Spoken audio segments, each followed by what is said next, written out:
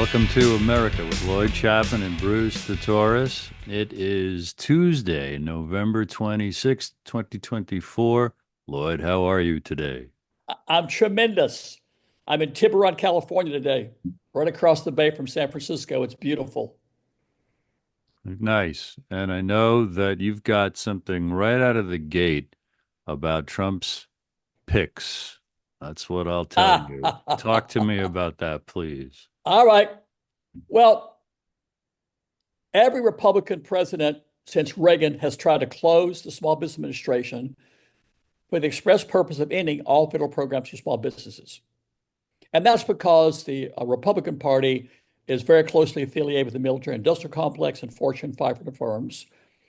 The Small Business Act mandates that a minimum of 23% of all federal contracts go to small businesses. Hmm.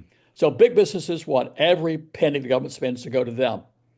So they're very, very passionate, very aggressive about closing the Small Business Administration with the express purpose of ending the Small Business Act so they can get all government money. And this has gone on since Reagan. Hmm. Reagan tried it, Bush tried it, right? And Republican Senator Burr tried it. And I beat him. We were went on television and exposed it and stopped him. And by the time Trump took office, the SBA had essentially been closed. Bush laid off half the staff, cut the budget in half. The SBA was just barely, able to keep the lights on. And he cut the budget even further. So I thought, like you and I and so many people were backing Bobby Kennedy and Bobby Kennedy endorsed Trump. I thought, okay, Trump's going to start being, a good guy and man of the people and be pro small business. But I noticed last night he's appointed heads of every federal agency except the Small Business Administration. Mm. And that's sort of a indication of things to come, in my opinion. I've also seen Vivek on the internet complaining about SBA loans. So when Republicans want to close the SBA, they never mention the single largest program the SBA administers, the Small Business Act. They never mention it. They focus on the loan program. And they have this saying, why should the SBA decide, what small businesses get to succeed, right? Mm. And so when I saw Vivek complain about SBA loans, I saw the handwriting on the wall. And then last night when I noticed that Trump has appointed someone to head every agency except the SBA, I go, uh-oh, here we go again. Here we go again, right? Sure. So quite frankly, I'm getting ready to hire one of the biggest public relations firms that I can find and launch a national campaign, or I'll say be ready to launch a national campaign to oppose any effort by Trump to close the one and only agency in the United States government to assist the 99.9% of all U.S. firms that are small businesses. Yeah. The 34 million small businesses where most Americans are going to work today. The 34 million small businesses that are responsible for half the gross domestic product, half the private sector workforce, over 90% of U.S. exports, and most importantly, over 98% of net new jobs. And I'll tell you something, I just don't get it. I just don't get it. Why Republicans are so viciously anti-small business. I don't get it. But so that's what I'll be doing, as soon as the show's over. All right. By the way, Yeah. last night I was on Twitter talking about this, and I reposted a bunch of videos from the past, and my engagement dropped, I would say, 99%. So I can tell I'm being shadow banned and censored on Twitter because I'm not seeing the post of people I follow. Mm. And I can tell they're not seeing my post. I've got about 100 regulars that I see every day. So when I'm not seeing their post, and I can tell they're not seeing mine because I'm getting no response. Right. So yeah, I've noticed on X, whenever I start talking about fraud at the Pentagon, the engagement just drops off the map, right? But I've got two lawyers working on it and a couple other people, but I'll eventually get unshadow banned. But yes, Mm. I'm really disappointed, and I hope I'm wrong. I Right. hope that this next week I'm apologizing that I overreacted just because Trump hadn't appointed someone to head the SBA next week. I hope I'm wrong, but quite frankly, I rarely am. I rarely am, right? Yeah, yeah, But yeah. Republicans going to do what they've always done, right? And they always want to close the SBA. By the way, what's so funny is Republicans will say they want to close the SBA to make government more efficient. So the SBA Yeah. is the smallest agency in government. The annual operating budget is less than $1 billion. So the people say, "Oh, we got to close the SBA to make government more efficient." Don't say a word about the fact the Pentagon's never passed an audit. There's been reported that up to $35 trillion seems to be floating around. They don't know where it is. That doesn't Right. bother them. But we got to Right. close this little tiny agency that helps, all the small. Right. We got to streamline government, make government more efficient by Right. closing this little tiny agency, right? Right. Right. But Right. we'll see. But I'm ready to fight these guys. I've done it for so many years. Right.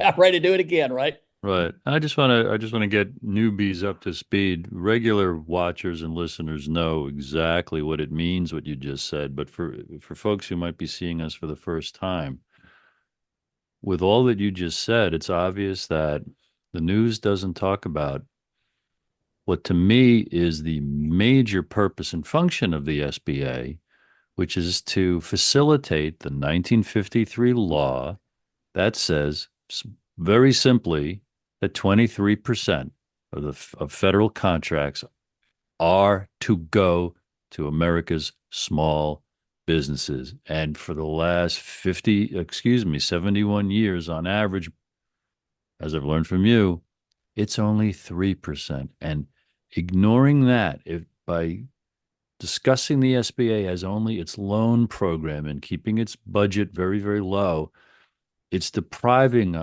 us of trillions of dollars of investment over the 70 years. Is that right? Yeah, yeah. I've been on national television a lot talking about this kind of stuff, and I've never lost a debate with someone because I only talk about facts. So let's just talk about some facts. Mm-hmm. U.S. Census Bureau data has shown for decades that over 99% of U.S. firms are small businesses. For decades, U.S. Census Bureau data has shown that 98% of all American companies have less than 100 employees.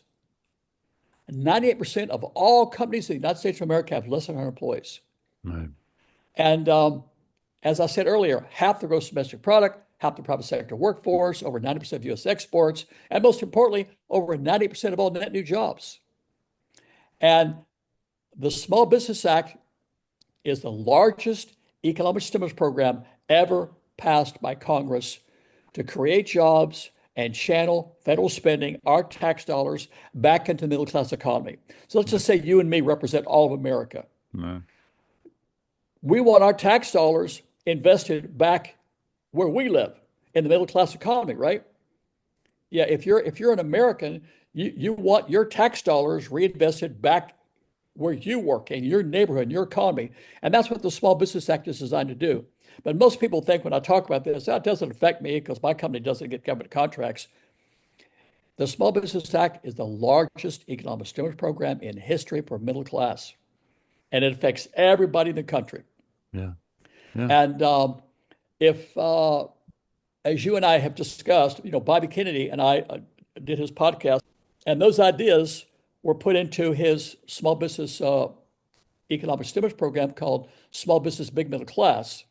If Trump were to adopt that program, technically, based upon reports from the Senate and the Census Bureau, it would triple the number of net new jobs in America and create the largest economic boom in modern history. And it's Absolutely. free. No Right. new taxes, no new spending, Right. deficit neutral. So think about this program that Bobby Kennedy wrote that would triple the number of jobs Right. and create this huge economic boom. By the way, dramatically increase tax revenue, and it's free, and Trump won't adopt it. He's going to do the Right. opposite. He's going to try to kill Yeah. the existing programs to help the small businesses where most Americans work. It's insane. It'd be like having the military attack America. It'd be like having, the Navy start bombarding San Francisco. You're attacking Right. our own country. So why would our president adopt policies to attack Wow. America and the U.S. economy and the companies from most America? Why would he do that? What would be the motivation? I would love to have somebody Uh, explain to me. Here's why it's important, Lloyd, to close the only agency to help the small business where most Americans work. Here's why it's just critical to our yes. economy to do that. You can't do it. No, and that's the importance and the value of your work for 3 decades and this show. And when people really wrap their minds around it, and realize we're the middle class and our small businesses are being starved of funding or contracts that Allah has said for 71 years should be coming to us. It's, and as you've explained very well in past episodes, Congress is captured by the largest corporations who have maneuvered things so they get, if small businesses get 3%, the largest corporations are getting 97%. And like you've also taught me and many others, those huge corporations pay little or no income tax whatsoever. So they're using the federal government as a grift, as a scam to line their own pockets. So if 99% of all American companies are small business, that means only 1% are large businesses, right? So the Small Business Act says 23% of all federal contracts go to small businesses. Well, that's never happened, right? 36 years of lawsuits, uh, the nation's top experts on federal contracting law and federal procurement have all shown the small businesses get closer to 3%, not 23. But let's just go ahead and say that they get 23. Does it make sense to give 23% of all contracts to the 99% of US firms that create 90% of the jobs, and then 77% to the 1% that hadn't created one net new job since 1980, and 34% pay no taxes? That's insane. That's Yeah, just straight up insane. You right. don't have to, Yeah, have a degree in economics to figure that out, right? Some that's right. five-year-old kid can figure that out. Yeah. And to, make it worse, it does look like that in 2024, all the data that I've ever seen after 36 years of suing the government, right, is that the 99% of all U.S. firms get 3%, and the top 1% get 97. And again, that top 1% hasn't created one net new job since 1980. And a report by the Government Accountability Office that you can look up on your computer says that 34% paid little to no federal income tax. So to me, Right. excuse me, to continue to give 97% of all of our tax dollars to that top 1% that doesn't create jobs, that doesn't pay taxes, that's economic suicide. If you want to bankrupt America and destroy the economy, that's a great way to do it. Of all the abominations, of all the outrages, of all the scandals, this is among the top ever. If more Americans were going to get active about anything, there's probably two or three others that are equally as worthy, but this is up there, from medical Yeah, freedom to truth in medical products to, healthy food. Take your pick. They're all priorities, and this is probably of the top. If there's five like that or 10 like that, this is right up there with those. I'm not aware of anyone in America that's objecting or has ever objected to government efforts to end programs for the 99% of all your firms that are small businesses. It appears to be Yeah. just me. That's crazy. That's wild. It, Why is it just me? Yeah, there's animal rights activists. There's all these, people. right. I went to a political fundraiser one time, and a lady was there to talk to my senator. She was concerned about a new construction project's impact on snail darters, which I think was some type of little fish somewhere, right? Right. All right. So, yeah, snail darters have as many advocates for them as the 99% of all U.S. firms in America. But I Right. really am baffled, literally baffled. Why is it only me? Why aren't members of Congress just furious? Yeah. Why aren't Yeah. there just riots and protests and people setting shit on fire, right? Yeah. Why is it just me?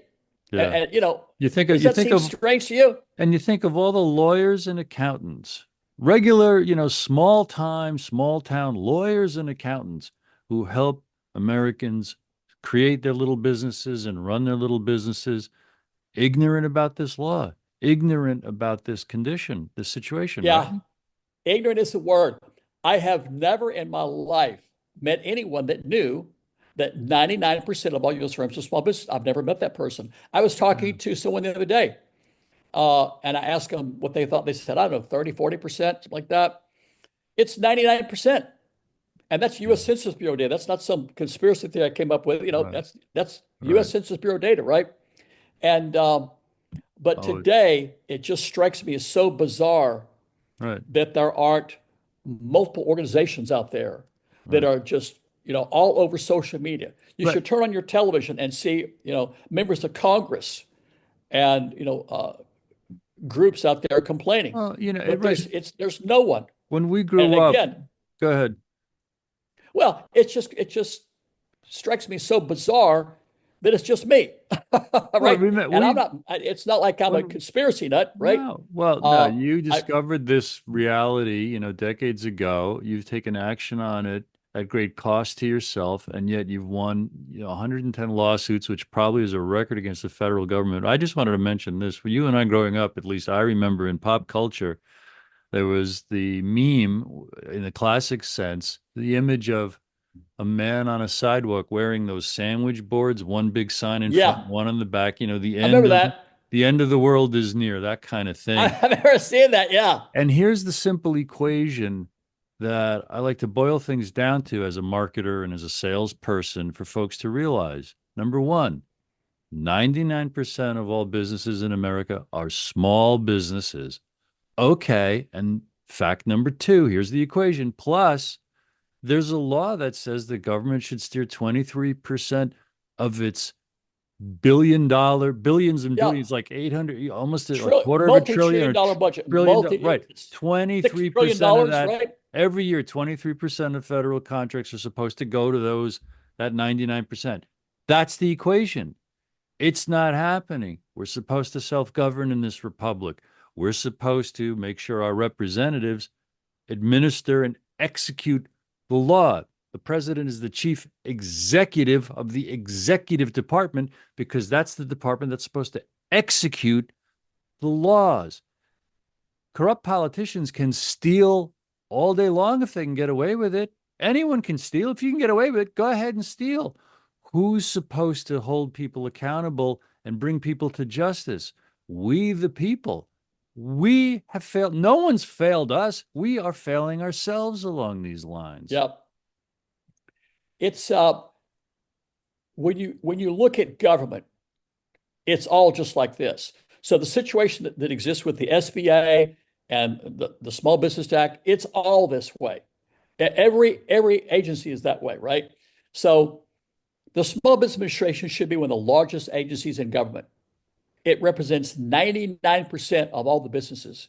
And yet, it's, as far as I know, I don't know of an agency, a federal agency, that has a smaller budget than the SBA.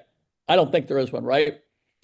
And yeah, the SBA should be this huge agency with a $10 billion a year budget, and with all these programs, trying to help small businesses grow and prosper, and uh, and it's not there. But the Commerce Department, in my opinion, represents the 1%, and that agency's budget is 100 times bigger than the SBA, right? Sure. Um, I don't but know, yeah, but it's just yeah, it yeah. makes no sense. It makes no sense.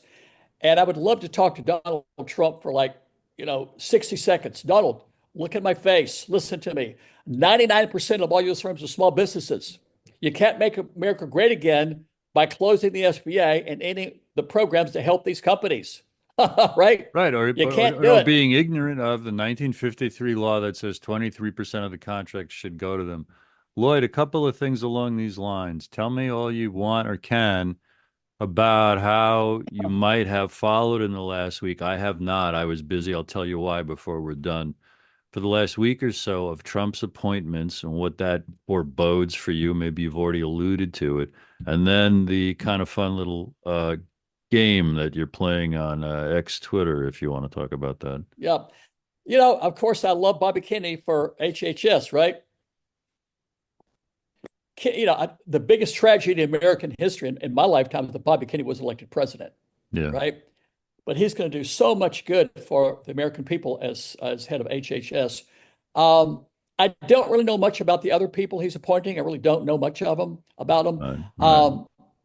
I Political appointments a lot of times are how you repay favors, right? Hmm. Ambassadorships and things like that. Right. And I think a lot of people he's appointed are not necessarily the most qualified person to head that agency, but they're people that he needs to, repay. Right. I can't think of her name. He appointed lady head of the, I think it's the, what's it, the education department? What's that called? The Department of Education. Yeah. And I don't know her. I'm sure she's a nice person, but she was from the National Wrestling Federation, McMahon, right? Uh, you would think to be somebody more qualified than that, the education department, right? But I'm sure she's a Uh, lovely person. But I would have thought if it had been me, I would appoint someone that had been a school teacher and then a principal and then on the, Board of Education for a state, something like that, right? yes. Right. You wouldn't appoint a plumber to run your beauty salon, and you wouldn't appoint a hairstylist to run your dental Right. clinic, right? Right. Right. So, but in not just with Trump, but in political appointments in general, Right. you see a common situation where the people they've appointed Right. have no background experience in that area, Yeah. right? I Yeah. remember during Katrina, not Katrina, it was a Katrina, yeah, Hurricane Katrina, huge disaster, big mess, right? And turned out the guy that headed FEMA had been the president of the National Thoroughbred Horse Breeders Association, right? Not That great. that Yeah. yeah, you could look that Yeah. up. I think his name was Brown, something like that. But yeah, so all these people were struggling after Hurricane Katrina down in New Orleans. And the guy that had the Federal Emergency Management Association was the Right. former head of the National Thoroughbred Horse Breeders Association. It should Right. have been some guy that was, had been a fireman or a fire Yeah. chief or Yeah. some correlation, right? A lot. But And to evaluate his appointees, I get feeds from really informed folks who have analyzed and have well described the pros and cons of a lot of his appointees, how they line up with the highest ideals of Trump's campaign rhetoric, and how some of them seem to be complete betrayals of his supposed right, goals. right, I want to name a couple of them so folks can find them for themselves because I haven't had the time to organize a great report on those. But John Rappaport springs to mind, Jon Rappaport, double P in the middle there. Search his name in Substack and you'll find his Substack, and he's doing a heck of a job. And so are a number of others, like children'shealthdefense.org, which is the organization Bobby ran till he ran for president, focusing on exactly the name of the organization, Children's Health Defense. And they're also documenting and commenting on which appointments seem consistent with the goals and which don't. 2 weeks ago, he started filling the big headline ones, Department of State, et cetera. In the last week, it's been lesser ones that directly impact health. And a couple of them have been flagged as boosters, no pun intended, of the Operation Warp Speed people. And that was the rush to create those COVID vaccines yeah, that I'm convinced are murderous and injurious, which are the exact opposite of anything Kennedy would want to endorse, implement as Secretary of HHS. So I haven't, like I said, this would be worthy of a great show. Maybe we can cue that up sooner than later to really just review all of his appointees. It's vital to know because yeah. and then we have to see who gets confirmed. When does Bobby get confirmed? Will he get confirmed? We can only pray. I like his pick for was it the Secretary of the Treasury? I can't remember the guy's name, but I was just looking through his background. I like that guy. Um, Yeah. I like the guy he's picked to head the Defense Department. The Yeah. guy's a soldier. Yeah. He's a warrior, right? That's the kind of guy who should be heading the That's Defense Department. that Hegseth. Yeah. I like that guy. Okay. Somebody was complaining that he got drunk in the election. Who gives a shit, right? He got I would what? too, They right? complained what? They were complaining. Oh, he was drunk in the election. He was Who drunk gives during a the shit? elect. Yeah, Okay. who cares? Okay. What that means nothing, right? All right. But yeah, we got a real soldier, to head the Pentagon, for the first time in my lifetime, right? But but yeah, I like that guy, and of course I love Bobby. I'm not. I can't think off the top of my head of the other people. I've been Right. traveling Yeah. all week, right? Yeah. But yeah, I've been driving up Highway 1, by the way, here in California. But so I haven't really been watching television. I've been Right. watching the news that much. Yeah. But if I hope that Trump does appoint someone to the SBA, and I hope he appoints someone that has some background in small business, someone that started a small business or ran a small business, or someone that has some knowledge of that field, right? Right. But Isn't it, again, it's easy to imagine, especially after seeing that very funny picture on an airplane of Trump and his son and somebody else and Bobby eating hamburgers. holding, well, to his credit, Kennedy is only holding the frickin' McDonald's with a look Yeah. on his face like, you got to be kidding me. But wouldn't it be fun to imagine that at some point since July, Trump asked Bobby, tell me everything you would do about everything. And at some point, he put the bug in his ear about America's small businesses. We won't know. Yeah. Hope still springs eternal, but we don't know yet. I hope that the reason he hasn't appointed someone yet is because they can't decide, who to pick. But I don't have a good feeling. Again, when I saw Vivek complain about SBA loans, that's sort of like, you know, It's a a little, warning shot because exactly. that's It's what they a, are. right. Yeah, that's Yeah. here we go again, Yeah. right? They're And planting again, I seeds of actions they may want to take. yeah, Yeah. I've been through this Yeah. Yeah. multiple Yeah. times, right? Yeah. Yeah. I'll tell you something. We were talking about this before we went on the air. Last week I started a new game show on Yeah. my X account. By the way, people can follow me on X, Lloyd Chapman. And my new game show is I Bet You Can't. So I'm offering $1,000 cash reward to the first person that can provide me with some information. So the first one, I filmed it on Carmel Beach, and I said, I'll give the first person that could show me a video of any member of Congress acknowledging that over 99% of all U.S. firms are small businesses. Show me that, and I'll give you $1,000. Nobody could find it, right? The next one, I said, show me anybody in Congress or anybody in the Trump campaign encouraging Trump to adopt Bobby Kennedy's brilliant economic stimulus program for the middle class, small business, big middle class. Nobody could do it. The latest one I did was, I think about the next one was $1,000 reward to the first person that could show me the president, the spokesman of any organization representing women, any time in the history of mankind, objecting to the fact that over 95% of all federal contracts go to companies owned by men. Nobody could respond. And then last night, when I saw that no one had been appointed head of the SBA, I got pissed off and I put out another one.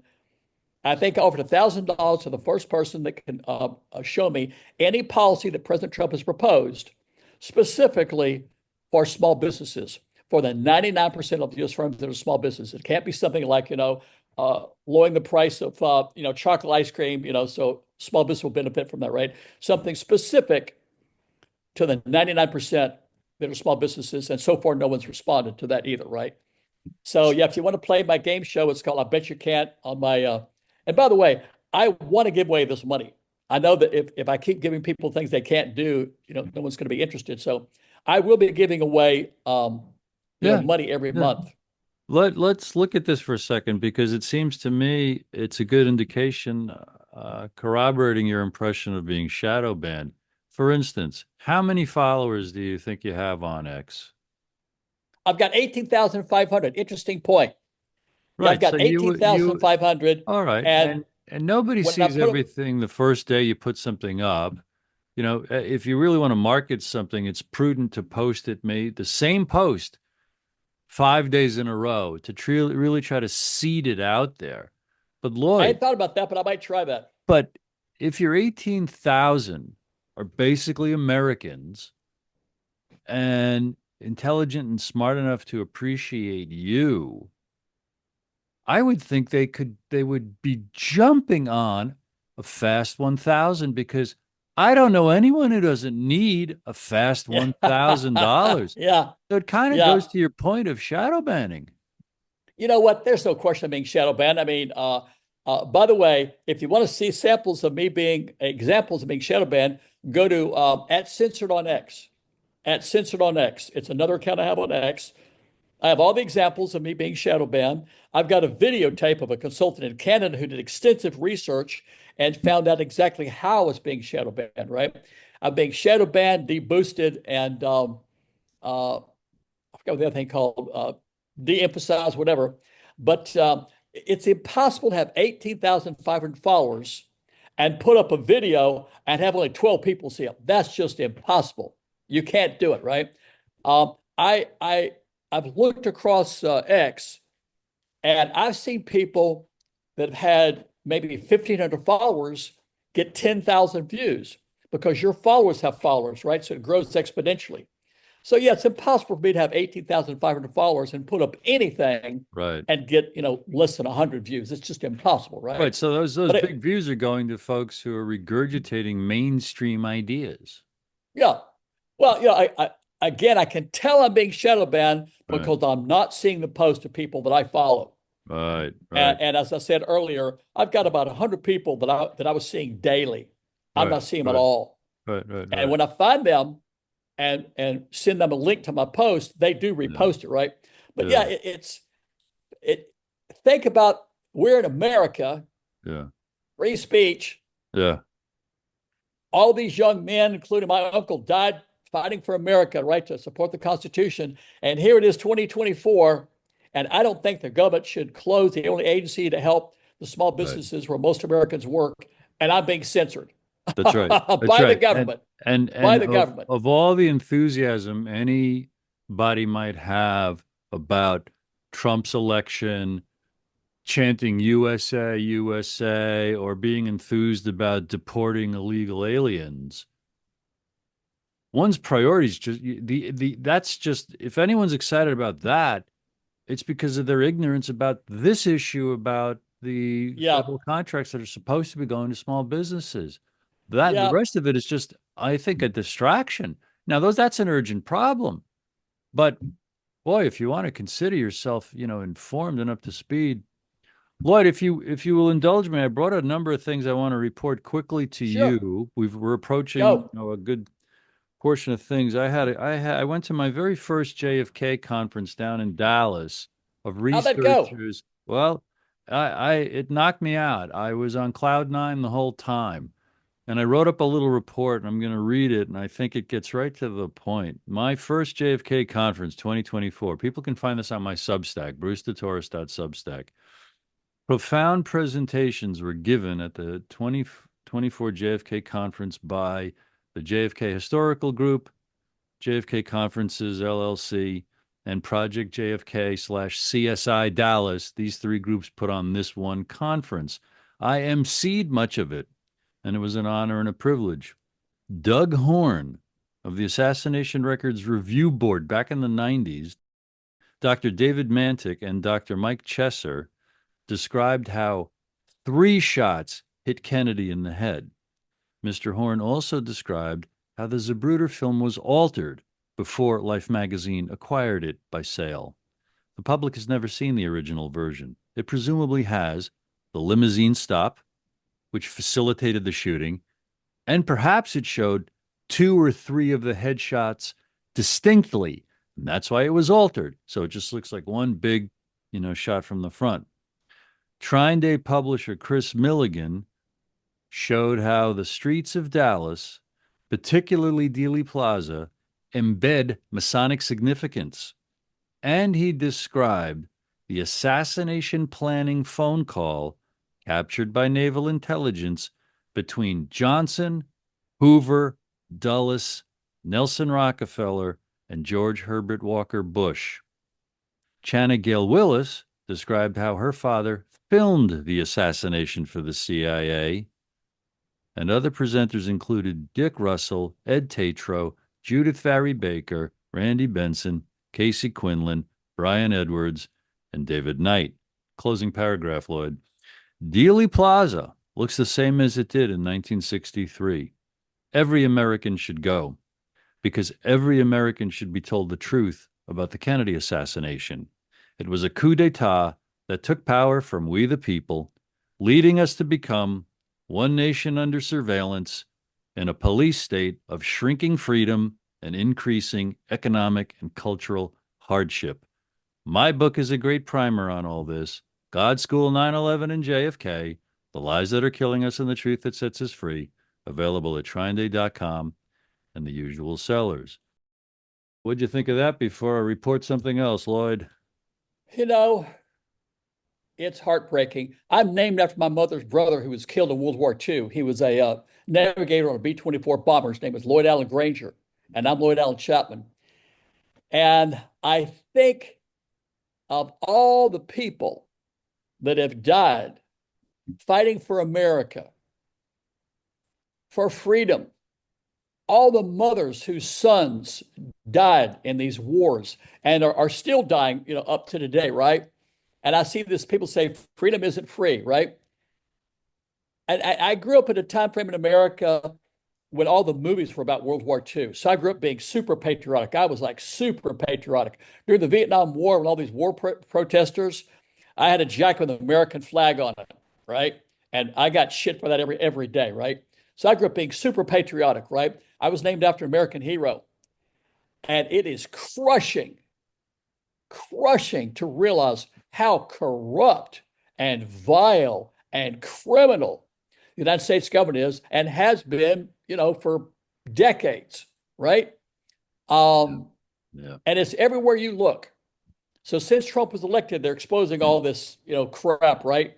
I think I saw a story that said I think only 25% of federal workers have come back since COVID, right? Wow. And like half the buildings are vacant, right? We're giving away hundreds of billions of dollars to foreign countries. Al- So, Along those lines, when I returned from Dallas 2 days ago, I had a cab drive me home. Took about an hour, and she was a woman, and she was telling me before driving in the neighborhood where she drove for years, a yellow cab in Manhattan. And we talked about everything under the sun, but to the point you just made, since COVID, Lloyd, and I did not know this, she said many restaurants and bars still today in Manhattan close around 10 p.m. I said, "What?" I used to live in Manhattan, the city that never sleeps. She said, yeah, "Oh, yeah." I said, "What?" And she said, "In Manhattan, there are lots of restaurants and bars." She said, I think she said most of them. I think she said all of them. She doesn't know for certain. And I thought, well, that's it. That is a destruction of a thriving something that indicates something. If you'll allow me, Lord, I love doing this type of stuff to equip our viewers and listeners with resources to go get more and more empowered about all these things that we circle and that we talk about. And this is a piece by Caitlin Johnstone. And if she's new to anybody, you can thank me later. Caitlin Johnstone. And her website is caitlinjohnst.one. It's a little funky. It's her Substack, but here's the URL again: CAITLINJOHNST.one. So it looks like Caitlin John Saint.one, but it's just her name, Caitlin Johnstone. And the title of it is In This Fight Against Tyranny, Don't Let Your Happiness Depend on Big Wins. Dated yesterday, the 25th. If you stand for truth, peace, and justice in this world, then it's important not to make your happiness depend on large scale wins. Because the deck is stacked so heavily against truth, peace, and justice, your side will experience far more losses than wins. You will watch powerlessly as your government backs genocides, starts wars, and unleashes nightmare after nightmare upon the global south. Your heroes will disappoint you. Your protest movements will fizzle. Your civil rights will erode. Your speech will be marginalized. The wealthy and powerful will amass more wealth and power, while the poor and the powerless grow ever more so. I say this not as an expression of pessimism or defeatism, but because that's simply where we're at as a society right now. Ours is a highly controlled dystopia where minds are continuously inundated with power-serving propaganda and tyrants enact their abusive agendas without much meaningful resistance. This doesn't mean we can't win. It just means we can't realistically expect many big wins in the immediate future under our current circumstances, while truth has so much difficulty getting a word in edgewise. You can let all the you can let all the human suffering depress you and let all your failed attempts to stop it drag you down, or you can look to some other source for your happiness, which isn't dependent on securing large-scale wins for humanity. I'll cut that off there. It goes on for about that much longer.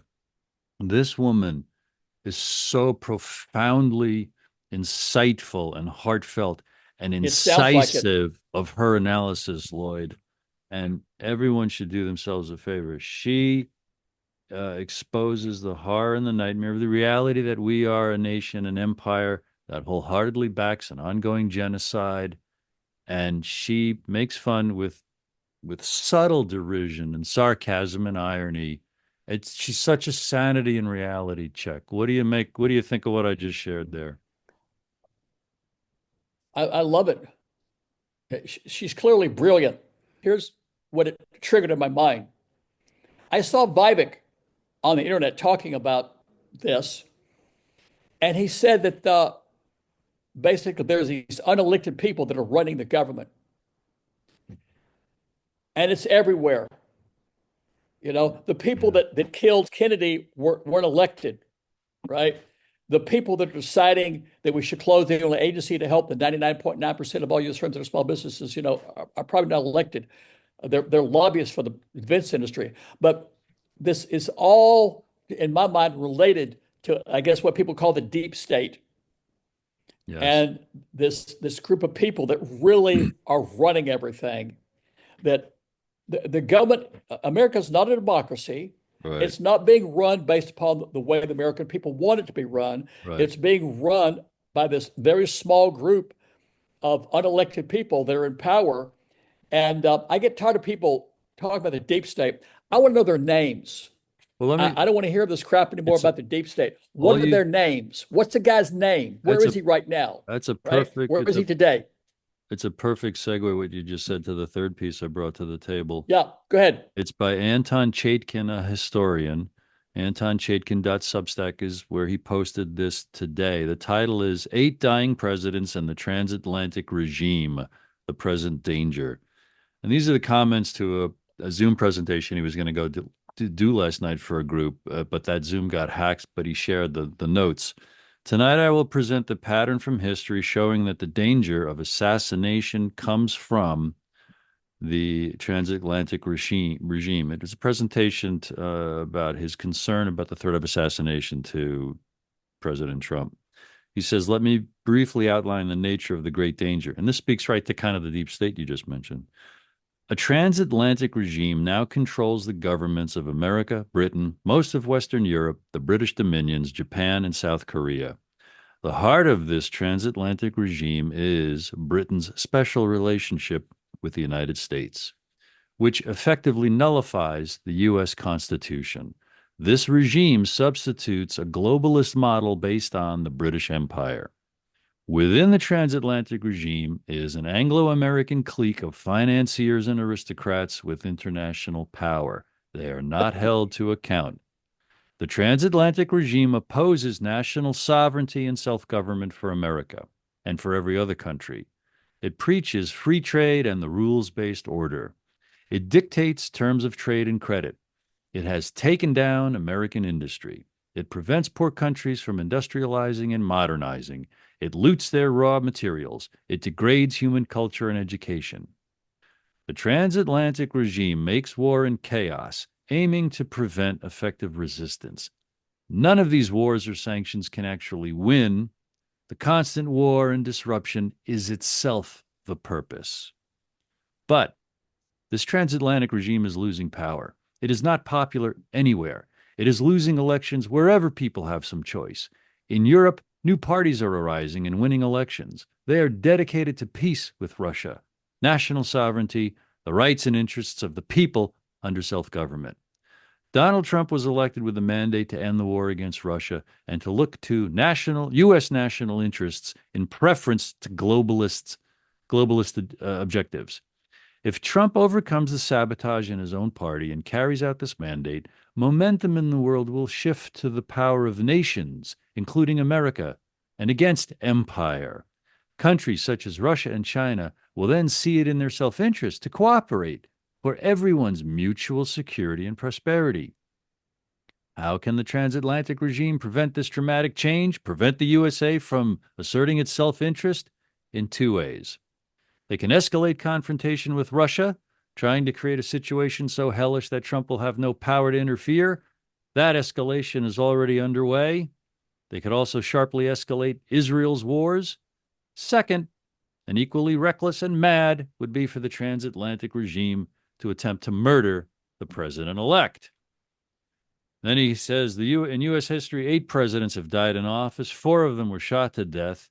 There is a glaring and outrageous pattern in all 8 of these cases that can let us quickly understand the threat we face. Each of these presidents who died suddenly faced a confrontation with the transatlantic imperial regime, the same imperial power that has controlled U.S. affairs for the past half century and will lose control if the U.S. asserts its self-interest. He goes on to give brief summaries of what William Henry Harrison, Zachary Taylor, Abraham Lincoln, James Garfield, William McKinley, Warren Harding, Franklin Roosevelt, and John F. Kennedy were doing for America's national independent sovereignty versus the transatlantic regime of financiers and aristocrats, as he calls them, who want to colonize us, who've taken us over to exploit the world and all its resources and keep people impoverished. AntonChaitkin.substack.com. Brilliant man. What do you Sounds think? brilliant and scary and accurate, right? Yeah. Yeah. Um, yeah, there's no question that America, our foreign policy, domestic policy, is not benefiting the American people. It's not. And again, I don't want to hear the deep state. I want to know the guy's name. Who's in the deep state? What are their names? I want to know their names and where they are today, what they're doing, right? And Mhm. so we need to not put up with this deep state baloney anymore. Who are these people? Where are they right now? And how can we get them out of our government? Yeah. So we need to start focusing on who these people are and disempower them, Yeah. remove them from positions where they can exert this influence on the government, right? I have 2 ideas: in all foreign aid and pass legislation where no foreign country can lobby our Congress. That would go far toward forcing our representatives to represent us. They haven't done that in a long time. Yeah.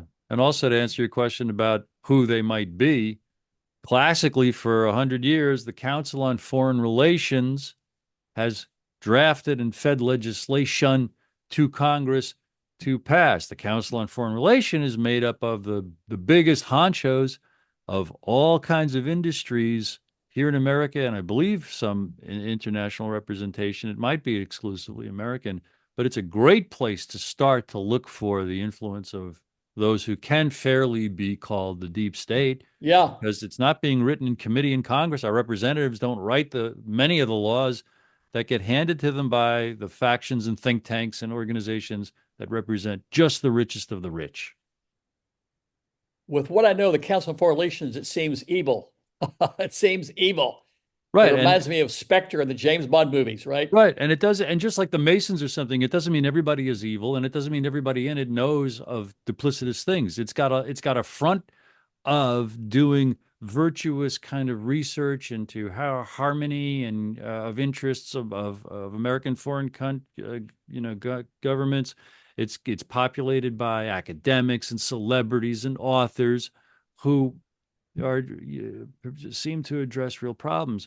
But behind closed doors, there's definitely been an influence that has really, really hurt our interests of national sovereignty and America's Yeah, small businesses. This has been a great absolutely. capture. This has been a great capture, Yeah, Lloyd. What kind of final thoughts I think we should go into? 99% of all U.S. firms are small businesses. We don't want Trump to close the old agency to help those. companies, and I'm going to put up a hell of a fight. If he tries to close it, I'm gonna cause more trouble than they ever dreamed one person could create. Right? It'll be a tragedy if he does because it'll mean that he lied to all of us. And his promise of making America great was just a campaign slogan and is most likely going to be a broken promise to the American people. So I'll be very disappointed if he does that. Especially since the figurehead or the gemstone of his campaign in many ways and to many people is deporting the illegals and the threat or the promise to use the American military to do so. For as logical as that is in solving a very real problem and even necessary, there's a great howl about that because once you give the American government the power to do that, even if it's for a, let's say, a righteous or justified cause, we can and should expect that power to be used against us to the harming our rights. So we live in incendiary times, we live in volatile times, and there's a lot of smart people who think we are living in very, very hopeful times because that's the question. How will Trump use the presidential power for all the good things that he described? And how might he actually put in place, represented by some of his appointees that look like classic representatives of the oligarchical tyrannies? We just don't know. And that's what's always been so fascinating and frustrating about Donald Trump, in my opinion. Yeah. There's a saying that says you can tell a lot about people based on how they treat animals. I think that's true. And I think with politicians, you can tell a lot about politicians how they treat small businesses. And Wow. so far, Trump has been, I would have to say, anti-small business. If you go on the internet and type in, does Trump hate small businesses? Stories will pop up, right? So I hope I'm wrong. And I hope this time next week I'm apologizing for doubting him. But I'm just concerned. I don't feel hopeful about this. So Right. we'll keep our fingers crossed and hope that I'm wrong, that Donald Trump is going to make America great again Right. and appoint somebody smart to head the SBA Yeah. and get these programs restarted. Well, Lloyd, I want to say happy Thanksgiving to you and everybody watching and listening. It's the Tuesday before Thanksgiving. And also thank everybody for watching and listening today.